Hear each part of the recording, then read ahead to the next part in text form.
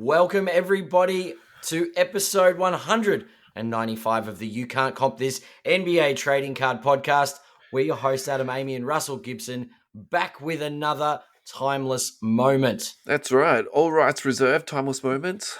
That's it. Yeah, Panini. We're sticking with it. They're gone anyway. Timeless moment. New one this week. We thought we'd go back to our show title for inspiration here. And this episode is dedicated to how to comp. And it's a question that comes up a lot in the hobby. So if you don't know how to comp, don't feel bad about it. It's one of those things that is really tricky to work out. And look, I would also say too, even people who are seasoned in the hobby, there can be a large amount of discrepancy and disagreement within what a card is worth. Right? True. So very true. And do not stress about this content. Yeah. It's there's definitely no black and white way to do this. There is not. Yeah. And at the end of the day, it's your card, it's your value, and it's as simple as that. So if you do disagree, it's kind of one of those things like, don't stress. So look, you actually might disagree with completely how we're going to lay this out and our strategies. And respectfully, that's fine. If you do agree or disagree, we'd love to hear about it, though, because it just adds to the conversation. So drop a line in the comment and let's get started. Yeah, if there's something we haven't thought of and that you used, by all means, we'd love to hear some other tips and tricks for sure. All right, you want to start with card ladder, Ed? Yeah, let's go, Ed. All right, I will very happily share my screen because I'm always up on card ladder, looking at the ladder. We obviously have the premium version, but the basic functionality is you can search up any player, and you know who I'm going to look up because you're going to look up Luka. I know you are. Kobe Bryant. Oh, okay. As if it'd be Luka. All this conjecture that I might like. Let's look at the Bowman's best. Why not view all sales? So all time, as you can see, there's a lot of data here to go off on Card Ladder. Card Ladder is really simple. You can, and I know with the premium you get a lot of different windows, but we can look at the last 6 months. You can look at the last year of a card. So the main difference with premium is the data length. So what I mean by that is with the basic one, you get 3 months or 6 months, but if you pay for the premium, you get the all time. You can have and that's very handy when you're looking at trends and you're looking at where the card has come from. Yep. This is very true. So I can go. Let's look at the last 6 months of the 96 Bowman's best. Kobe Bryant, R23 is the number. And also look at the PSA 10. So it actually gives you drop downs of what card you're buying. So if I'm looking at a PSA 10, we'll just say the base version of this sold for $432 recently. Yep. However, 6 months ago, that sale, it sold for $330. So Card Ladder actually show that this card has sold for $410, $408, $445. So it actually documents all these verified sales to show you what a card has sold for. This isn't what it might sell for. This is actual physical data about what a card is actually sold for. Correct. And they also verify the sales too. So they're not just putting in every single sale. And so the thing about verified sales is sometimes they can go into the database and then later be removed. So I've been caught out by that a couple of different times too. Yep. So there's historical data. What else can you look up on Card Ladder? You can see different qualities. So, it's a PSA 10, but what happens if I'm buying it's a PSA 9? Oh, look, last sale was for $152, but average is over the last 6 months, this card normally sells anywhere from 90 to, I don't know, best say 120. Yeah. So if somebody is trying to convince you that they want $400 for the PSA 9, by checking comps, you realize that someone's comped the PSA 10 card. So you can actually see data on different grades. You can even go as far to say what the PSA 8, and that will give you context because there's a very big difference between buying this card in a PSA 8 and a PSA 10. So last sold on this one is $74 in PSA 8. PSA 9 is $120 or $150, and then in the PSA 10, it's a $400 card. Yeah, so having that's actually a really good point, isn't it? If we're stepping this right back as an instructional tool to emphasize the difference in price points between a 10 and a 9. So the current market trend of what's happening is, so for 10s, they basically will be selling you can call it exponentially. Let's just call it 3 times more than a raw. Oh, and then I would say, basically, this card's probably a bad example because the but raw. then a raw is selling for about the same price as a 9, and this is something that people have complained about a lot. So Yeah. and that's one of the risks of sending your card off to PSA for grading too, is that it's not a guaranteed home run in any stretch of the imagination. It can be a very expensive exercise. And obviously I've gone back to Kobe Bryant, but I'm gonna look up our lovely. Let's go to the ladder and go Victor Wembanyama. There we go. Population count 4,334 at present day. There's a couple of those. Last sold for the silver PSA 10, $709. We've got data for the last 6 months, and there are 3 months even. There's a lot of price points. That means there's a lot of sales. That's the other thing you can look at when you're comping, because obviously the comp gives you a ballpark to play with. Yep. The number of sales is very important. So over the last 3 months, there have been 383 sales of verified sales of a Victor Wembanyama silver PSA 10. So one of the problems with comping cards is that sometimes cards don't get sold for a long time. So that makes it quite hard to sort of price it out. So you might be working on a comp from a long time ago. Yeah. And also too, like, private sales aren't included into this data. So it's just from the larger platforms. So verified sellers, yeah. Just to talk about the different tools and the pros and the cons. So the pros of Card Ladder is that it's got everything laid out graphically quite nicely. It includes the population data and also all the different graded card types. So PSA, BGS, RAW, So that's all laid out for you. The con of Card Ladder, though, is that not every single player is on Card Ladder, correct, let alone a card. So what that means is that, so for example, the easy one, and this is a large reason why we speak about silver PSA 10s so much, is because that's a card that's on there very frequently. Yeah. So for example, you're not going to have every Kaboom, you're not going to have every rookie RPA or the flawless National Treasure stuff. So if you do come into that situation, this is where you need to look at different types of platforms. So I think this is a perfect time for us to move across to Card Ladder. So Card Ladder is a platform, or it is a tool that was created by an Australian gentleman by the name of. You mean I said Card Ladder, did I? Yeah, you said. I meant 130 point. I was going to say we're leaving Card Ladder, and I'll thank you, Adam, across. for correcting me. And Lane, I apologize to you. The tool that you created is 130point.com. It is a fantastic tool. Obviously, we're proud because we're Aussies.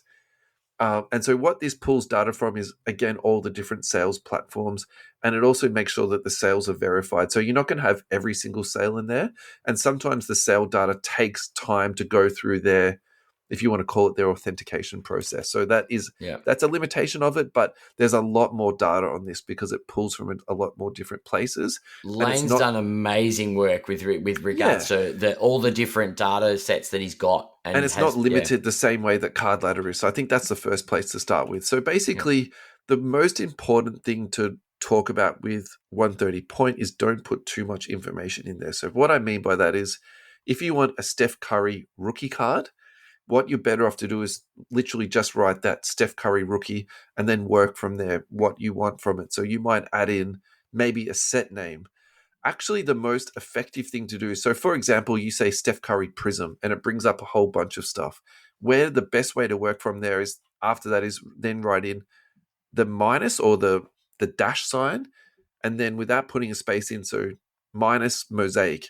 When you search for that, it will then pull that up, everything. And if it's got the keyword mosaic, that won't be included into it. So what I'm trying to say with this is, in a very long-winded way, it's not so much about putting extra information into your search history. It's actually, I find it more effective to remove search hits out of it until you get down to what you're looking for.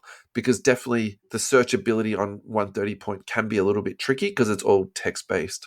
If you're using the app, they've actually changed it now where you can scan the card and it'll automatically search it for you. The way Lane explained it to me was that it's not a perfect technology, but it's getting very, very good. So that's something that they've been working on to the back end there. Yeah.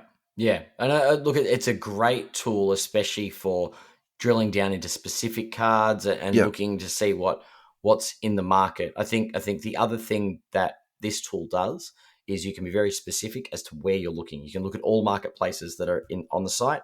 Yeah. You can tailor it to eBay only, Fanatics, Golden, Heritage Auctions, there's all you can look at low end cards, you can look at high end cards, you can look for anything. It's just by varying your search term.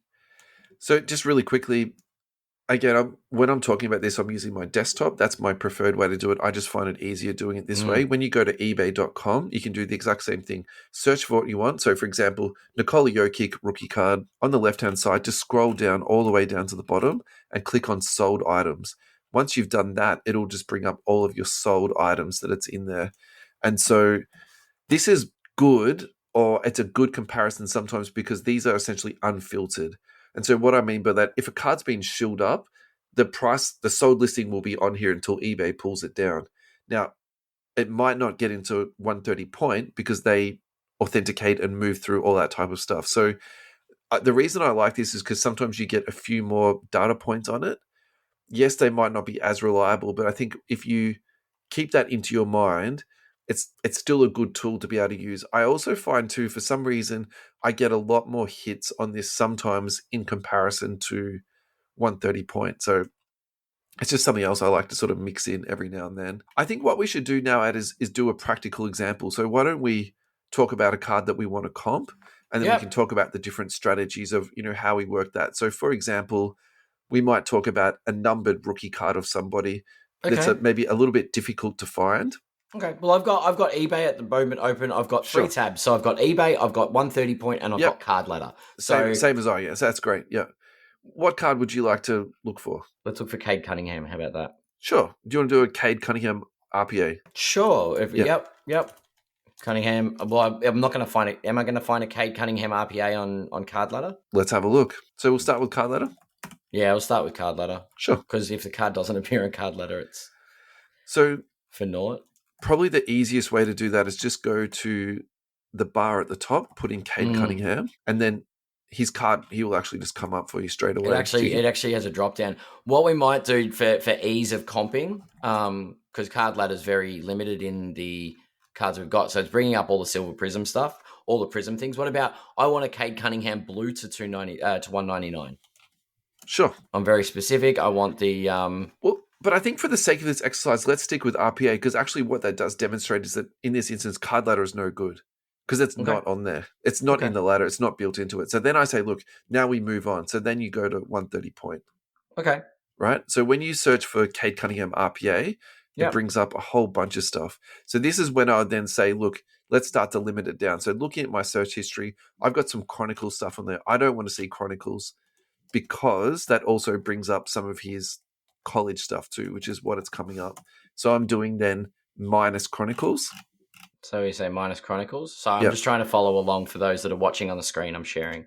Yeah, that's fine. So then I've got up here an Obsidian Green Etch number to 25. That's sold for 400 USD. We've got the National Treasures to 99. PSA 9 for 18,000. Tiny little one there. We've got the Origins to 25 for 900.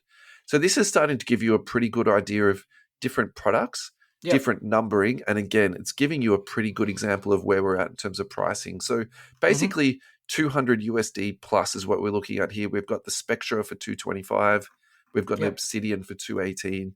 That really seems to be the floor, doesn't it? Oh, there's an Obsidian here for 177. All right. Great. So what if I go to eBay and type in Cade Cunningham? Yeah, so let's do eBay and then sort of see the difference there because... So looking at sold items, so for those playing along with me, what I've already done is gone down to the show only, completed items and sold items on the left-hand menu, so the filter.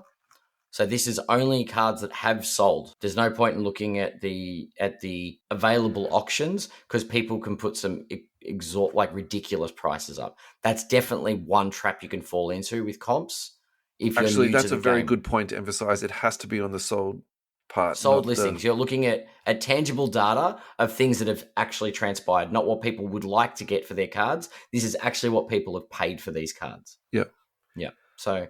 And again, this is to me a really good example of the differences because you can see some of these listings are the same, and you can see there's crossover there, but also too you can see heaps of stuff here that isn't on 130 point. So this is why I like to use both tools. And I'm definitely not saying one is better than the other. I think you need to use both to sort of get that sort of more informed opinion of that. Hey, Ad, I think for this example we've done it to the end.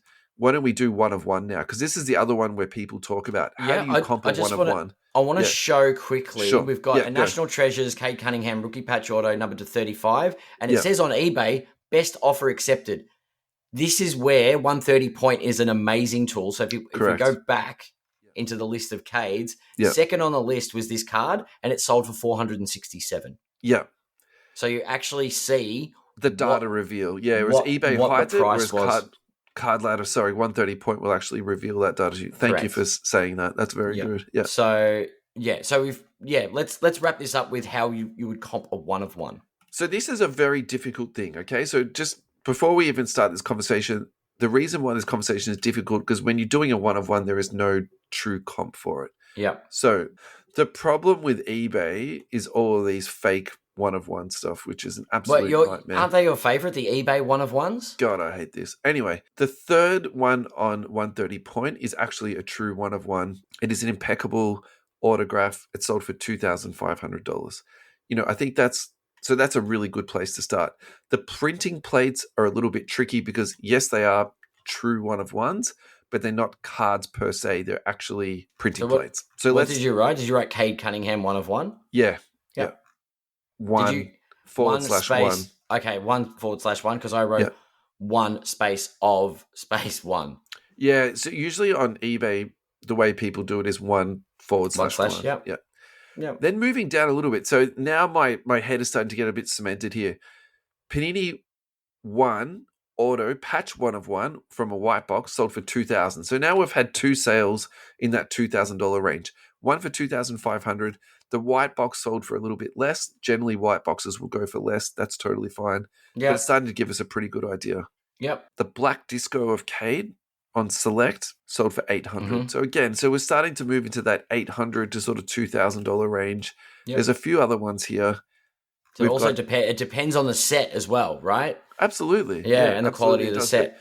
I think where I'm sort of starting to go here with Cade Cunningham, I think you should be looking at that sort of $800 to $2,500 range, depending on what the card is. Mm-hmm. There's another one down here, National Treasures, Super Prime one of one, that sold for $1,500. Yeah. Frankly, to me, that seems like criminally cheap.